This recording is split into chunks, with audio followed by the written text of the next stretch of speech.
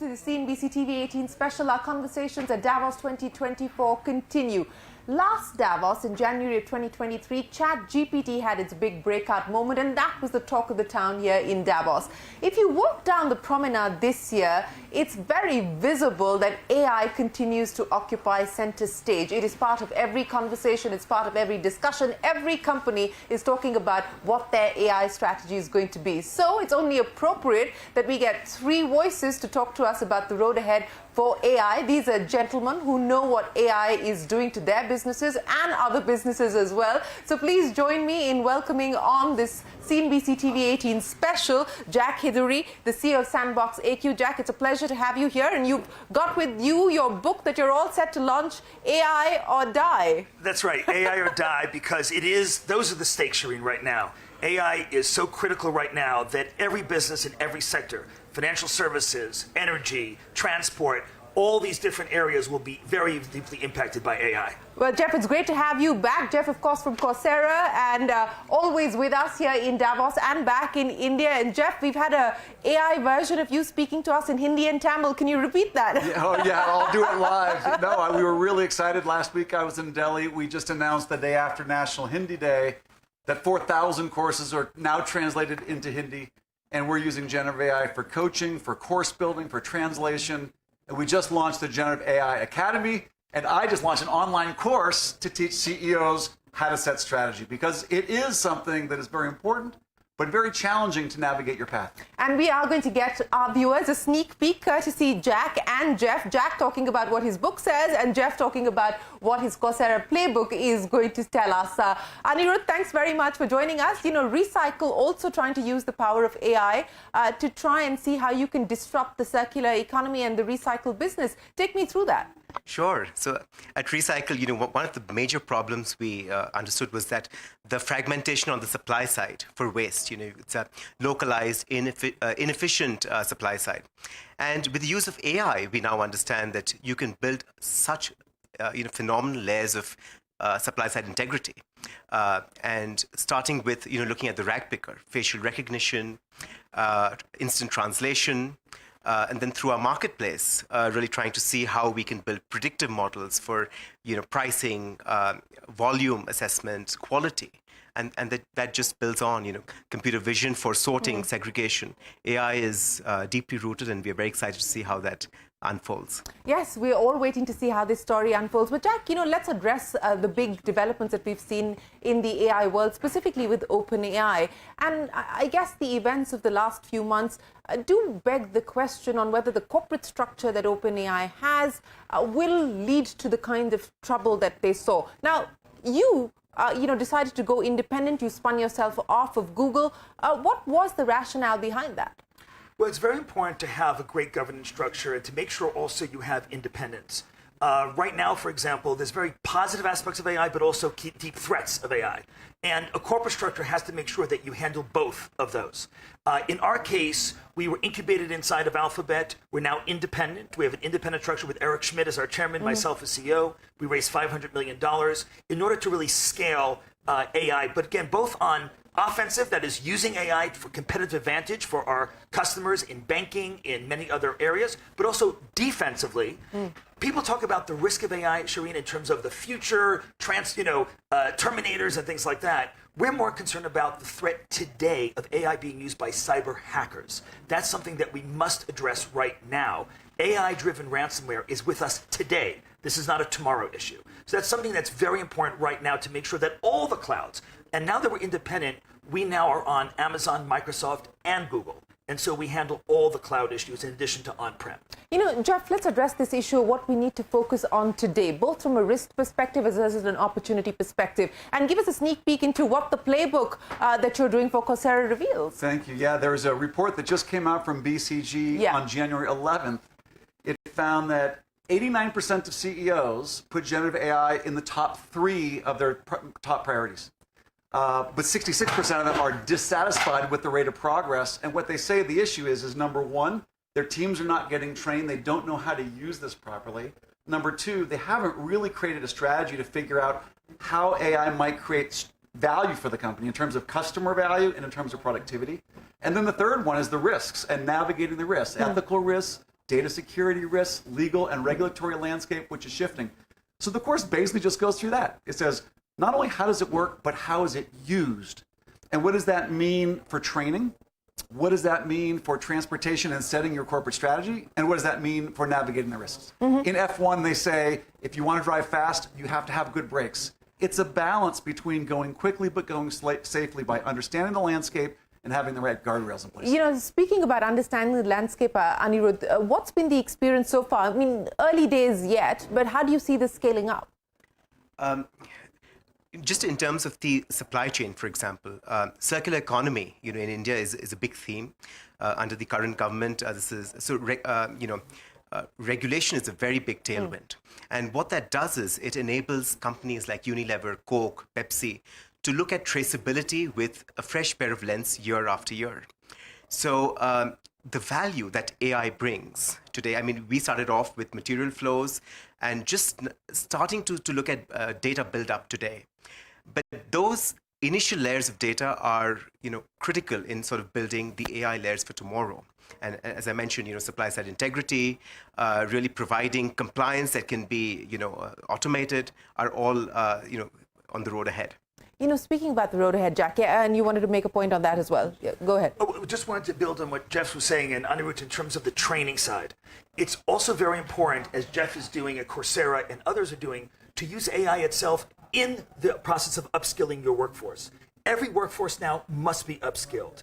And I commend people to go to these kinds of courses to do so because, for example, Wednesday here at Davos, we're launching with many, many partners a special kind of AI-based training for healthcare to get more women into healthcare jobs, to become doctors, to become nurses, particularly in the developing countries. And it's AI-driven. In other words, each one is personalized to that individual. It's not a generic course. And so what Coursera and others are doing is critical in this upskilling that we need in the workforce overall. In the context of upskilling, which is what we're talking about, let's talk about jobs, because there is, of course, the big fear that what is AI going to do? Is it going to displace people? Is it going to do away with jobs? And then there's the other side, that it's actually going to end up creating a lot more jobs, but do you have the requisite skills to be able to deliver on the promise that those jobs offer? How do you read this? And do you believe that there is a role that a public-private partnership can play on this front? It's critical that we look to the creation of jobs. And I think AI, and we believe very deeply, AI will create many jobs.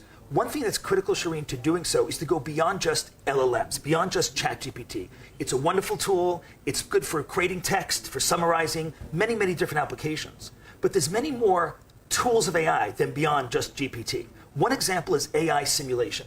This is now being used by biopharma companies, by biotech companies, by chemical companies, material science companies, to actually create novel molecules for diseases such as Alzheimer's, Parkinson's, and others. This creates jobs because instead of taking 15 years and billions of dollars to create one molecule, we can now do it in a matter of 2 or 3 years. That's a productivity gain that actually creates whole new markets. That will be critical, in addition, of course, to the upskilling as well. Jeff, you want to comment on that? Yeah, McKinsey just did a big study. I thought it was very interesting because so many people ask me, okay, if the world has been demanding software engineers and a lot of people have been going into those training programs, if a lot of that software engineering sort of task flow is going to get automated, will we need so many? McKinsey's analysis at least said, yes, we're definitely going to be automating a number of tasks. Software engineers are going to get far more productive. But despite the productivity, the demand for software engineers is still going to go up considerably. So they basically conclude, even though there'll be a lot of automation, the value of that resource will increase, labor demand will go up. Unlike customer operations, there are some lower value add jobs that deal with language, especially language and sound and video, that will probably be automated and won't really be replaced. And so it depends on the job and the tasks. But one of the things for sure is that there's going to be a lot of new opportunity. There'll be a lot of disruption. And I think that education might make the difference between whether this turns out to be more an opportunity than a threat. So on that front, Jeff, what are companies like Coursera doing, on the upskilling front, on the issue of being able to create a workforce that is more prepared for an AI era? Basically 5 things. The first is called Career Academy. This is to help people reskill and redeploy into new careers. Certain jobs that will just not be really viable career options anymore. The second is Generative AI Academy, which is upskilling so that everyone can learn the basic fluency, the leaders can learn how to guide their companies, and then each function leader can figure out what it means for the function. On the learning side, we have language translation, which we talked about a bit. We have Coach, which is personalized tutoring, like what Jack is talking about. We have Course Builder that helps instructors more quickly create high-quality content suitable for their audience. Jack, one of the issues that I want to talk about, and I think this is something that is being discussed and debated across regulators today. What kind of regulation should we bring in place? Should we bring in regulation at all? What do you regulate? As a startup in this space, what's your thought on this? It's very important that we engage with the governments, engage with the regulators. We have to make sure that they see all the different tool sets, not just LLMs, but many other tool sets as well. Is that too much focus? I mean, are we LLM obsessed today? Is there nothing beyond LLM and AI? Well, one of the critical tools that are coming right now, and it's going to have its ChatGPT moment, Shareen, this year. This is my prediction for you right now, sitting in Davos, January 2024. Okay, listen carefully. We can check in 2025 whether it's happening true. Embodied AI, which is another way of saying robotics, is going to have its ChatGPT moment this year, 2024. In other words, you're going to see demos, real-life demos of humanoid robots, not wheeled robots, not one-arm robots. I'm talking about 2 legs and 2 arms doing critical functions for warehouses, for assembly, in hospitals. This will be one of the critical applications. Across the world. In 2024. We're going to see the demonstrations to have the ChatGPT moment. Just like the ChatGPT moment initially was, a demonstration, but then it started climbing. There are more than 25 well-funded venture-backed robotics companies that are now creating humanoid robots. LLMs are now inside them. Machine vision that has been rapidly increasing in power for the last 20 years is now inside them. Increased battery packs inside them. So there's 7 different technologies, Shareen, that have come together for this moment in 2024 to have its ChatGPT moment for humanoid robotics. It's going to be rolled out in prototype this year, and next year, 2025, 2026, 27, you're going to see real application of robotics. Now, that raises critical regulatory and policy questions around labor. We must get ahead of that curve. We must engage with the millions of people who may be displaced by these robots, and we have to grow the economy by creating more manufacturing capability around the world where we couldn't before. That's what robots allow.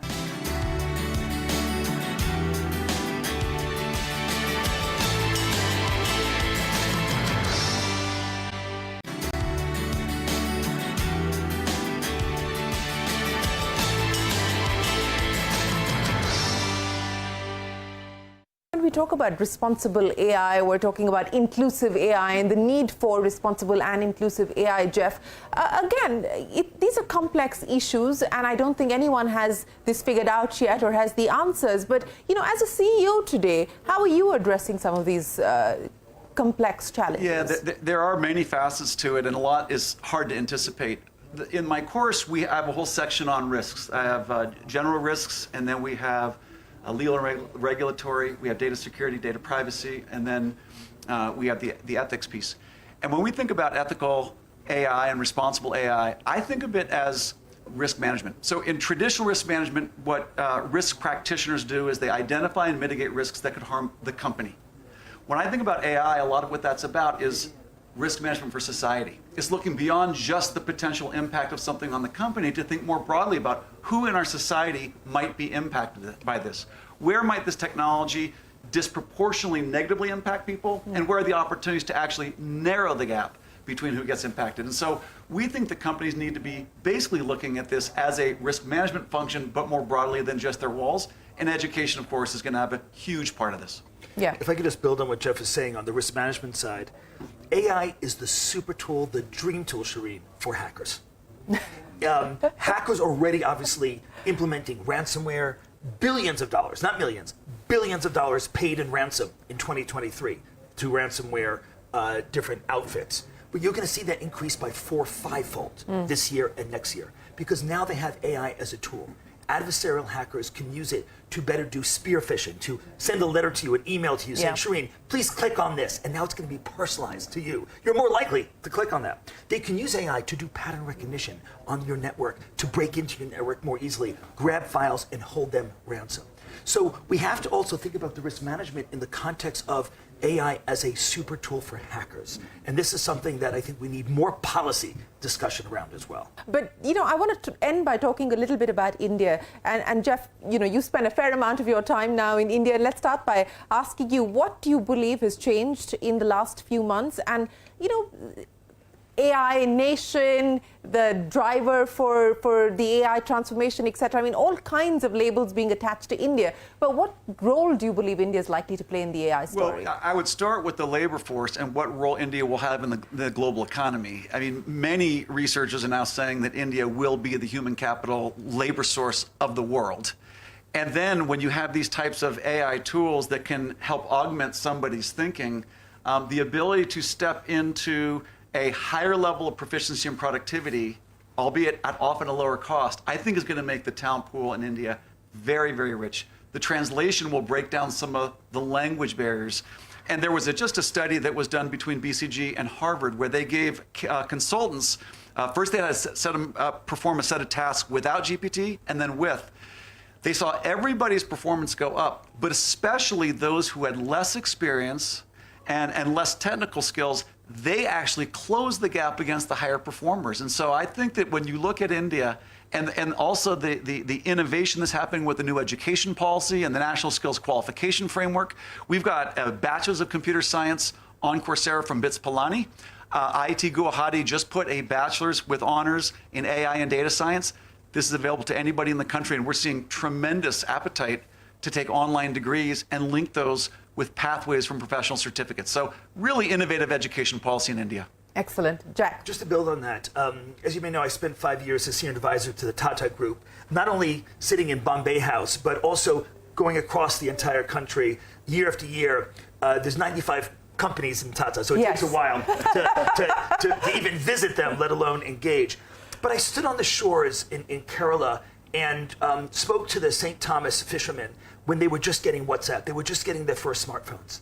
And you saw the change in commerce and the ability to go out to fish. And before they even came back, they sold all their fish by WhatsApp, by sending pictures of the fish. Oh, it's a country that runs on WhatsApp. Exactly. So now we're seeing the next wave of that. We're seeing the ability now to use AI in novel ways. And the fact that now there'll be 400 million people in the next 2 years in India who'll get a smartphone for the first time. Mukesh Ambani via Jio, many other services in India are now rolling out $12 to $15 smartphones. And this smartphone now, of course, enables many things, but one of those things is AI. AI-driven applications. The individual doesn't have to be an expert in AI to use these applications, but they'll be using them via these new smartphones that they're getting for the first time ever. And this means that AI will start to permeate all kinds of applications within India, be it in education. I'm also particularly interested in healthcare. When we look at the paucity of, for example, cancer oncologists, right, in India, and the lack of care when people are trying to get care for cancer, the ability to do that with an AI assist. The AI does not become the doctor, but assists the doctor in a remote telemedicine setting or a local setting in doing the diagnosis. For example, checking on the skin to see if a certain mole might be melanoma, as one example. Doing that kind of checking and assisting it, augmented intelligence again, using the smartphones as that diagnostic device to help the doctor. So I think healthcare is one of the areas I hope to see massive revolutionary impact in India across all settings. There's more than 600,000 villages, as we know, in India. We don't find the greatest healthcare available in those villages. Now with AI-driven apps on smartphones, I really hope we can bring that to the villages as well. So I'll end by asking both Jeff and you, AI or die. That's the book. That's the book that's being launched here in Davos. But Jack, the one thing that CEOs were looking at their AI strategy, if they haven't started on one yet, the one thing that they should be mindful of. The one thing mindful is go deeper. What I hear from CEOs right now is, hey, Jack, we're doing AI. We're using it to create copy for our marketing website. Okay, I roll my eyes first, and then I say, Ms. CEO, Mr. CEO, with all due respect, that is not the kind of application of AI we're talking about. Yes, you should do that, but you need to go deep into your workflow, deep into your innovation, how do you make your next product? If you're an automotive maker, for example, don't just tell me about your website. Tell me about how you're using AI to lightweight the vehicle using new alloys of metal, using carbon fiber as an example, and then lightweight the vehicle so that on that same battery you can go twice the distance in range. That is an interesting application of AI. So the one message I have for CEO is ask deeper questions of your team. Go beyond the shallow applications to the deeper fundamental applications that drive your core business. Jeff? It's pretty similar. CEOs have to own this. You cannot delegate this one. You need to understand what your strategy is for creating value and boosting productivity. You need to actually be the one who sponsors the transformation of your business and the education and training programs. You need to be the one who navigates through the risks and helps set those guide rails, not just the policies, but also the practices on ethical use. And in order to do that, you need to go hands-on and you need to learn this stuff. It's not something that you can outsource to somebody else. Anirudha, you're not outsourcing this stuff, are you? No, but I think for global CEOs, I think don't ignore India is going to be your biggest market. You know, we go by, you know this better than me, we go by the 30 by 30 by 30. 30% of our population is under 30. It's going to remain so for the next 30 years, and you're going to be a $30 trillion economy by 2030. And I think that being said, you know, our ability to adapt, use, you know, whether shallow or deep, is going to be extensive. You know, I know of Indians who have trained GPT for prepping for Davos, telling them who they are. They've got a 2-minute pitch. They've got a 5-minute pitch. They've got questions that GPT has thrown back at them. Really? But this is India. Well, that is India, and this is AI. Jack, Jeff, and Anirudha, thank you so much for an absolutely fabulous conversation.